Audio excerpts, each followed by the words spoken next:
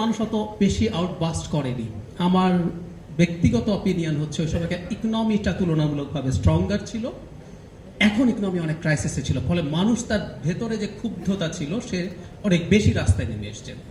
এটা এতটাই ইম্পর্টেন্ট। আর আমরা যদি ভবিষ্যতে যে বাংলাদেশ গড়তে চাই সেখানে সত্যি একটা খুব চমৎকার আনুষ্ঠানিক ইকোনমি লাগবে, যেটা খুব জরুরি। সকালবেলা খুবই গুরুত্বপূর্ণ একটা স্পিচ, আমি আশা করি যারা প্রেজেন্ট ছিলেন তারা জানেন, শুনেছেন।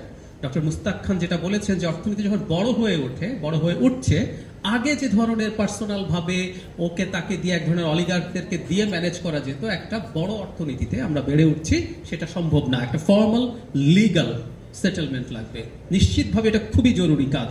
দিনের শেষে মানুষকে আমরা যদি তার প্রয়োজনীয় জিনিস পৌঁছে দিতে না পারি, কোনো সংস্কার কোনো কিছু আসলে কাজ করবে না। আমাদের এখানে দুজন উপস্থিত আছেন, আমি তাদেরকে একটু অ্যাকনলেজ করি। জনাব জহিরুদ্দিন স্বপন, উপদেষ্টা বিএনপি চেয়ারপারসন, এবং জনাব এহসানুল হক মিলন, সাবেক এমপি, সাবেক প্রতিমন্ত্রী।